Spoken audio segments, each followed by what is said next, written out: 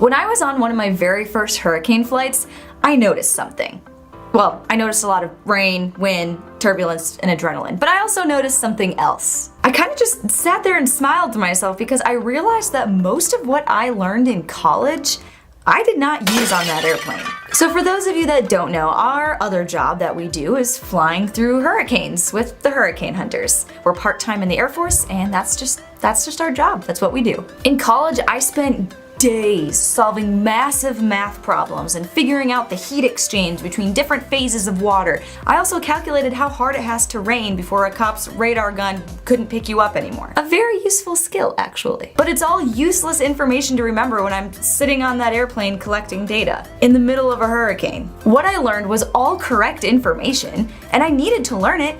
It just didn't apply at all to my job now as an operator. Sitting in that airplane and collecting hurricane data, we have to focus on a completely different set of principles than we would focus on if we were just forecasting total snowfall amounts for our ski trip this weekend. We went through the same realization with money in our business. Everything we had been taught about money was mostly through the lens of personal finance. It was all correct, but most of it wasn't applicable in a business environment, and sometimes it even hurt us. To stay profitable and to grow our business, we needed to focus on different principles about handling money. So what were the traps that we fell into? What missing information did we learn about money that helped us grow and scale our businesses? Chances are you probably already know some of these principles. But specifically, there was one new rule of business money that blew our minds. You're gonna wanna stick around for that one. How personal finance differs from business finance is the topic for this episode of Maker's Money.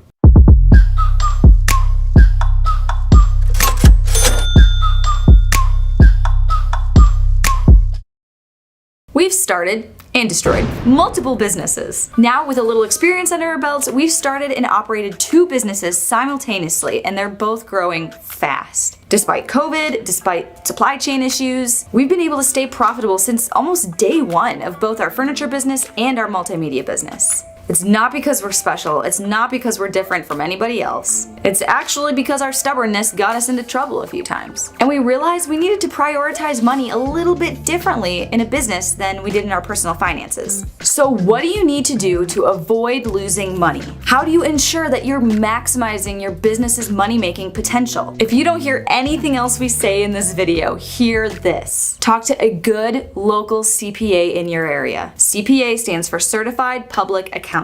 Once you've made about $10,000, it's time to bring in some outside help. Most good CPAs will even meet with you for free just to talk and answer questions for the very first time. But even if you have to pay a couple $100 for the first meeting, they can help you with your finances a lot cheaper than just yourself through the School of Hard Knocks. Our CPA is the first call we make when we have any sort of money question. But in the rest of this video, we're gonna share some more specific tips that we've learned over the years, and just introduce you to our general approach of how to handle money in business. Now keep in mind, this is all for us operating in the United States. First, we're gonna dive into a couple of principles of personal finance that could hurt you when running a business. And then we're gonna share with you some of our personal opinions about how to handle money in a business. One of the first rules we learn in personal finance is to shop around for the best deal. It's really important that you remain patient. Delayed gratification is another way to say it. But for personal finances, it's best to look around. Where can you find a tool or a new car or a house with the most number of features at the cheapest price? And this is a great idea for personal finance. But in a business, you're wasting another very important resource that's more important than money, and that's time. In a business, if you need a tool or a piece of equipment or an employee, just get it. Google the phrase opportunity cost and you'll sort of understand what I'm saying here. But if you waste time shopping around for a deal, you're wasting time that could be spent producing product and making a profit. You're gonna waste more time and money shopping around for a deal than the discount is going to give you on the back end. So again, if you need a new tool or you need a piece of equipment, just buy it. Don't shop around for a deal. We made a whole video on just this concept, so you can go and watch it if you want. All right, the second principle of personal finance that we learned. Debt is bad. Where are my Dave Ramsey people at? In personal finance, debt is very hard for some people to manage. For a lot of reasons. It can stack up quickly, you can lose your job, you could have an emergency which makes the debt a much heavier load than it originally was when you signed the lease right after that pay raise. Debt is just a really difficult thing to manage for a lot of people in personal finances. We're going to tackle this later on the business side, but avoiding debt just out of fear is really going to stunt the growth of your business. So don't be afraid of debt. It's an important tool. There's a lot of risk involved, but it's just another tool. Just like your table saw. Yeah, it's risky to use a table saw blade that's spinning really fast, but if you respect it and you use it appropriately, it can be a really powerful tool for your business. And the last principle of personal finance that might backfire on you in a business is to save, save, save. We're taught from a very young age, at least I was, we were taught from a very young age, save every scrap of money that you have left over. Maybe we didn't always do it, but that's what we were taught, is to save money that we have when we have some left over. You're saving it for your future self. My sister, when she got birthday money or made tips at a restaurant, she kept every spare nickel she had in her bank account. And she always had money for whatever it is that she wanted. But in a business, you actually get penalized for hoarding money like that. It's called taxes. At the end of the year, you get taxed on your profits, which means if you don't spend the money, Uncle Sam is gonna come take a third of it away from you. This is the part where you talk to your CPA. And Uncle Sam is not trying to screw you out of your hard-earned money. He wants you to stimulate the economy with it. He wants you to trade the money around and to spend it on your business so that you can grow. Uncle Sam doesn't like it when people save and hoard money. That's part of why they tax it, is because they want to incentivize you to spend it and let it circulate through the economy. Money in a business is kind of like a game of hot potato. Nobody wants to be holding it when the timer runs out at the end of the year. So unless you need to save for an emergency fund or something like that for your business, don't hoard money. We recommend having a separate savings account, and if you're going to save money for an emergency fund or just to plan for the future, we recommend that you take 30% of all your profits, throw it in that extra savings account, and then you've always got money come tax season to pay off your debts. But again, that's just our opinion. Talk to a CPA.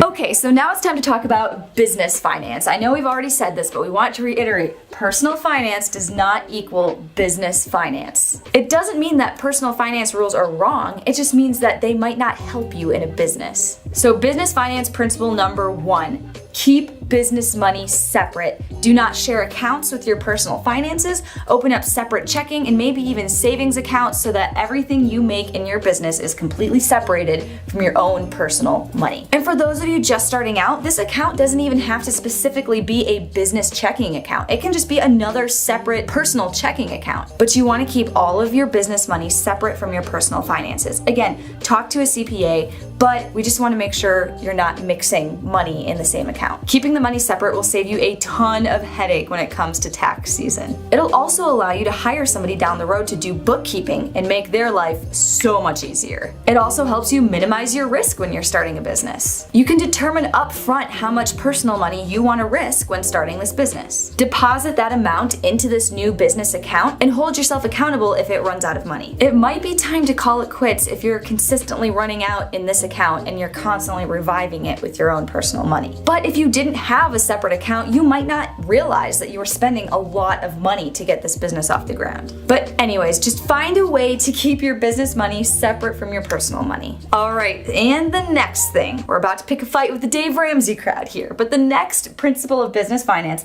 is debt is for assets. Debt is not necessarily a bad thing to have in a business. Debt is just a tool, like a table saw. If you misuse it, it's gonna hurt you pretty bad.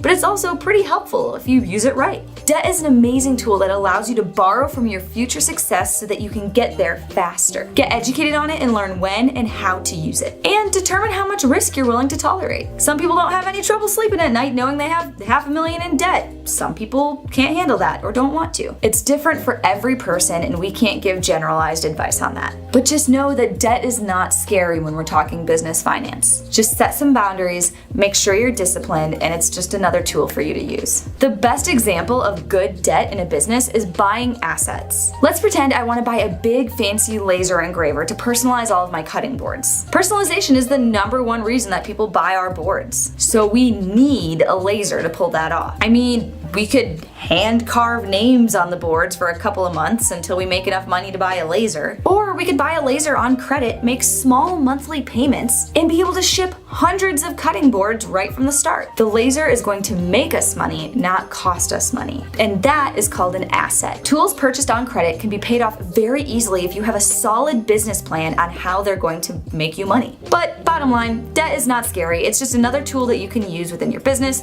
Just be responsible.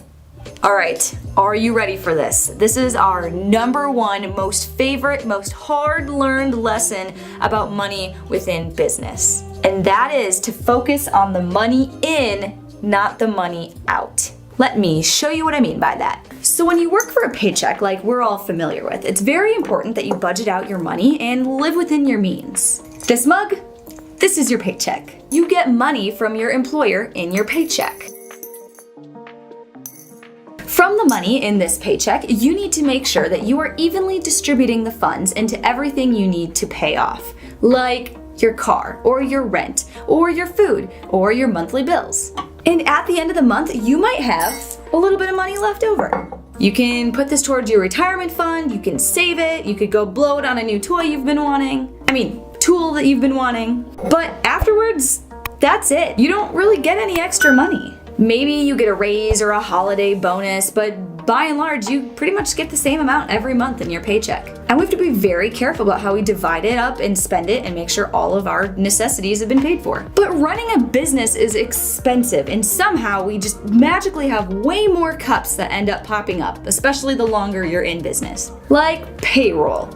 Or insurance. That stuff's expensive. Or maybe you got a new CNC. Or maybe a new laser. Just like that, we have a whole new line of expenses for ourselves. And I've only got 2 marbles left over to pay for all these new expenses. But what can we do in a business that we cannot do in our paycheck? Make sales. If we go out and sell product and find customers, we can make virtually unlimited money.